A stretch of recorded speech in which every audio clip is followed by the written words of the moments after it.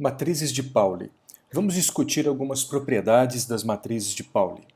Eu sou o Ricardo Avelino Gomes, professor do Instituto de Física da Universidade Federal de Goiás.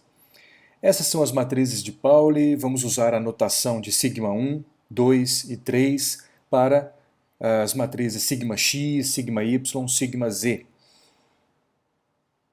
Vamos começar com as relações de anticomutação. Primeiro, vamos calcular sigma 1 ao quadrado. Então eu vou multiplicar essa matriz por ela mesma, e isso resulta na primeiro elemento 1, primeira linha vezes a segunda coluna 0, segunda linha vezes a primeira coluna 0, e a segunda linha pela segunda coluna 1. Essa é a matriz identidade, I 2 por 2. Sigma 2 ao quadrado vai ser essa matriz multiplicando ela mesma, e você vai ter no primeiro elemento menos i ao quadrado, que é 1. Esse último elemento, a segunda linha pela segunda coluna, menos i ao quadrado, que é 1. Os outros dois elementos são 0. Ou seja, eu também tenho a matriz identidade 2 por 2. A matriz sigma 3 ao quadrado vai ser essa matriz multiplicando ela mesma. O primeiro elemento é claramente 1, o segundo 0, o outro 0 e depois o outro 1, que é a matriz também identidade. Ou seja, sigma i ao quadrado, com i sendo igual a 1, 2 e 3, essa quantidade é igual à matriz identidade 2 por 2. De onde já concluímos que os autovalores das matrizes sigma i são mais ou menos 1. Eu vou usar esse resultado, de que a matriz sigma i ao quadrado é igual à identidade, e agora vamos calcular os produtos entre diferentes matrizes. Sigma 1 vezes sigma 2, ou seja, essa vezes essa matriz nessa ordem. Você vai ter como resultado o primeiro elemento i, esse elemento 0, esse elemento é 0 e o próximo menos i. E se você fizer sigma 2, sigma 1, ou seja, essa matriz multiplicando essa, você vai obter menos i, 0, aqui 0 e aqui i. Ou seja, você encontra que sigma 1, sigma 2, essa matriz, é igual a menos essa matriz, que é sigma 2, sigma 1. Uma é menos a outra. É, portanto, uma relação de anticomutação entre sigma 1 e sigma 2.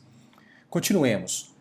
Sigma 1 vezes sigma 3, ou seja, essa matriz vezes essa matriz. O resultado disso será 0, esse elemento menos 1, esse elemento 1, e para esse, a segunda linha vezes a segunda coluna, 0. Sigma 3 vezes sigma 1, vai ser essa matriz vezes essa, na ordem invertida. Isso vai resultar em 0, para esse elemento 1, aqui menos 1, e esse 0. Ou seja, de novo, sigma 1, sigma 3 é igual a menos sigma 3, sigma 1.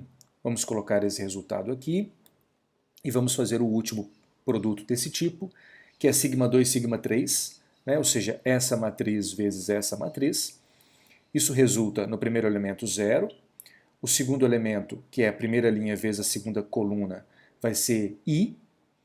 O próximo, a segunda linha com a primeira coluna, também é i, e o outro elemento, segunda linha vezes a segunda coluna, 0.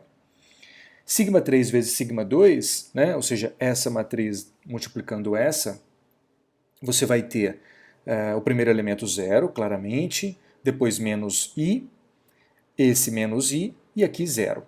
Ou seja, essa matriz é menos essa matriz. Podemos escrever, portanto, que sigma 2, sigma 3 é igual a menos sigma 3, sigma 2.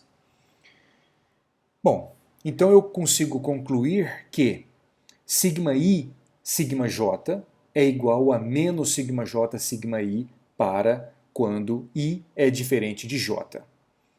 Ou seja, em outras palavras, as matrizes de Pauli anticomutam entre si. E se eu juntar esse resultado com esse resultado do quadrado de cada uma das matrizes sendo igual à identidade, eu tenho esse resultado conjunto, onde sigma i, sigma j nessa estrutura, isso significa o anticomutador entre sigma i e sigma j. Isso é igual a 2 vezes a delta de Kronecker, ij, vezes a identidade, né? Onde a delta de Kronecker é igual a 0 para quando i diferente de j e igual a 1 para i igual a j, né? Então, sendo i diferente de j, eu tenho que essa delta é 0, esse lado direito será 0, né? E aí eu tenho exatamente esse resultado. Sigma i, sigma j mais sigma j, sigma i, ou seja, passando esse termo para o outro lado, isso é igual a 0, né? E quando i é igual a j, essa delta é igual a 1, e eu terei o resultado de 2 vezes a identidade, né? Por quê? Porque eu vou ter desse lado 2 vezes sigma i ao quadrado. E sigma i ao quadrado é a identidade. Para você relembrar propriedades de tensores e de notação de índices, né, você encontra nesse canal esse vídeo sobre notação de índices. Bom, e o que é importante também dizer é que as matrizes de Pauli são um exemplo, né, de matrizes que obedecem à álgebra de Clifford, né? Elas, para matrizes 2 por 2, né, elas obedecem às regras de anticomutação da álgebra de Clifford. Agora, as relações de comutação, né? Eu vou usar esse resultado. Então vamos de novo fazer o produto de sigma 1, sigma 2, que já calculamos, como sendo igual a essa matriz. E eu consigo enxergar que essa matriz é igual a I vezes a matriz sigma 3. Né? Então I vezes essa matriz vai me dar um I aqui e aqui menos I. Ótimo. E se eu fizer o produto sigma 2, sigma 3, que já calculamos também e encontramos esse resultado, né? Você identifica que essa matriz é igual a I vezes a matriz sigma 1. E se você fizer o produto de sigma 3, sigma 1, que já calculamos num dos slides anteriores, o resultado é este, e isso é o mesmo que I vezes a matriz sigma 2. Né? I vezes menos I vai dar menos I ao quadrado, que é 1, e I vezes I vai dar I ao quadrado, que é menos 1. Portanto, sigma 1, sigma 2 é igual a I, sigma 3, sigma 2, sigma 3 é igual a I, sigma 1, e sigma 3, sigma 1 é igual a I, sigma 2. Se eu calcular agora o comutador entre sigma 1 e sigma 2, né, ele será, naturalmente, sigma 1, sigma 2 menos sigma 2, sigma 1.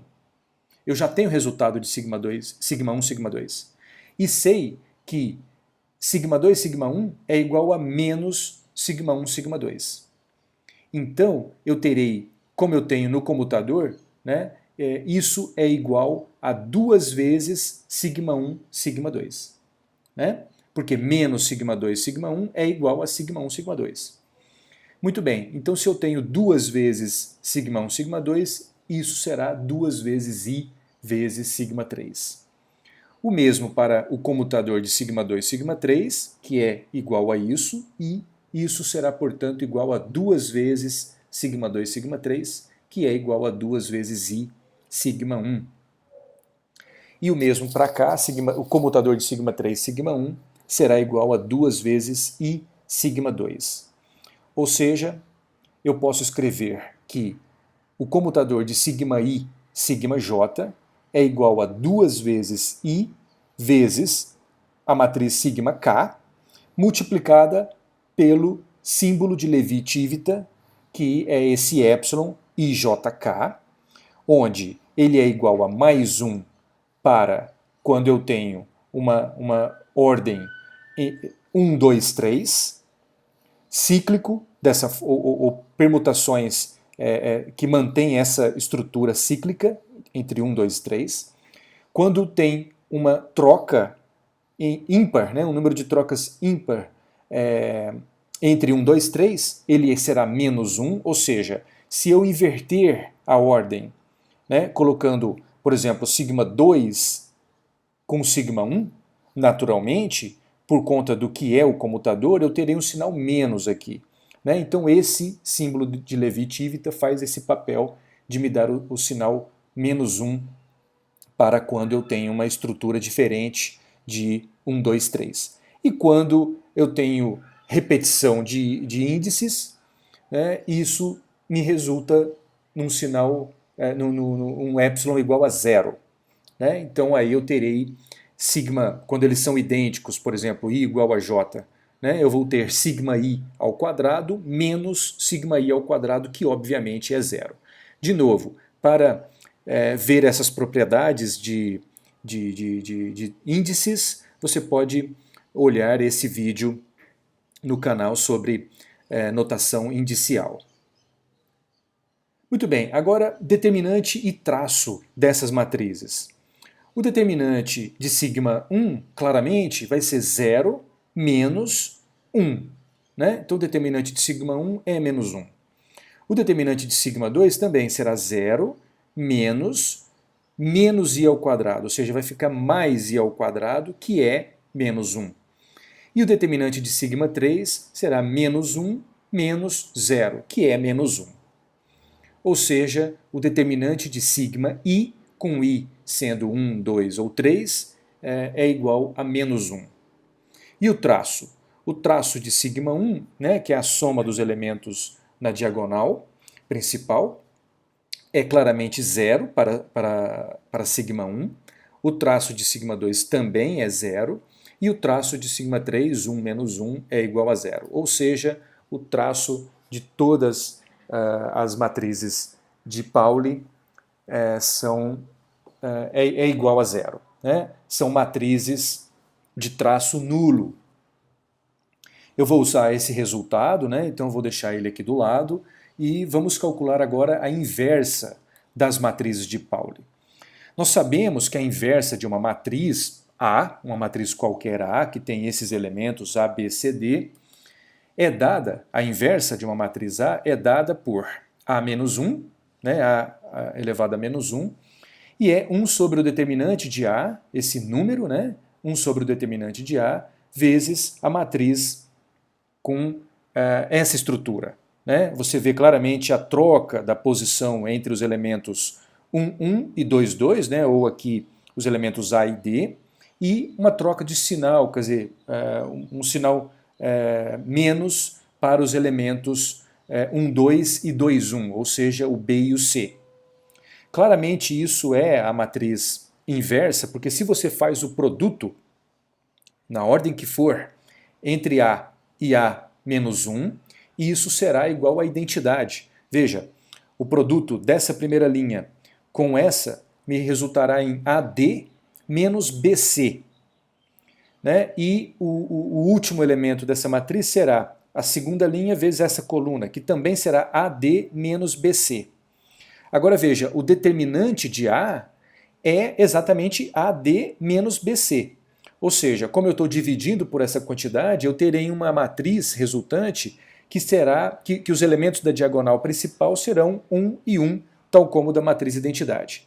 Os outros dois termos, que vêm do produto dessa linha com essa coluna, né, será AB menos AB, que é 0.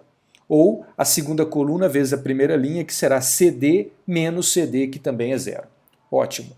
Então vamos usar essa equação para encontrar quem é a inversa da matriz sigma 1. Né? Sigma 1 a menos 1, ou seja, a inversa de sigma 1, será 1 sobre o determinante de sigma 1, que é igual a menos 1. Todas elas têm determinante menos 1. 1 sobre menos 1 é menos 1, e eu vou, aqui vai ser 0, 0, e aqui troco o sinal desses dois elementos, menos 1 e menos 1. Né? Isso é claramente a matriz 0, 1, 1, 0, que é a própria sigma 1. Ou seja, a inversa da matriz sigma 1 é ela mesma. E sigma 2 a menos 1, né? A inversa de sigma 2 será menos i, menos 1, E vamos aqui a mesma coisa, mantém os dois zeros e troca o sinal, 1 e menos i, que resulta em 0 menos i e 0, que é igual a sigma 2, né? É igual a ela mesma. E, por completeza, a inversa de sigma 3 vai ser 1 sobre menos 1, que é menos 1, e trocamos esses dois elementos aqui, né? Menos 1 e 1, e aqui troca o sinal, mas é 0, fica 0 mesmo. Isso será 1 e menos 1, que é a própria sigma 3. Ou seja, a inversa de cada uma das matrizes de Pauli é igual a ela mesma. Por fim, a hermeticidade, né? Sigma 1 Dagger, né? Vai ser a transposta com o complexo pegando o complexo de cada um dos elementos, né? O complexo conjugado da matriz sigma 1. Né? Claramente, ela é uma matriz real, né? A transposta dela é ela mesma, né? Pegando o complexo, você vai ter a própria sigma 1.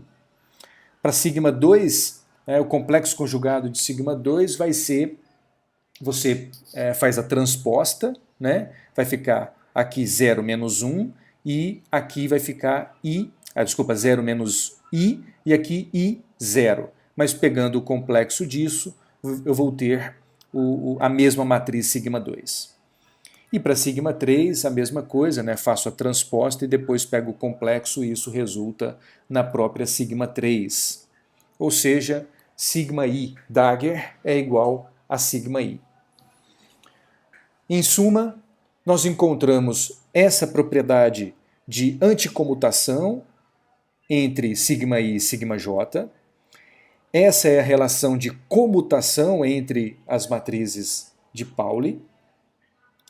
Elas têm determinante menos 1, elas têm traço nulo, e a inversa e o complexo conjugado das matrizes de Pauli são iguais às próprias matrizes de Pauli. Bom, muito obrigado pela atenção. Essas são algumas das propriedades úteis das matrizes de Pauli, né? Naturalmente, esse vídeo não esgota todas as propriedades úteis, e espero que esse vídeo tenha sido útil, e para assistir outros vídeos como esse, se inscreva no nosso canal.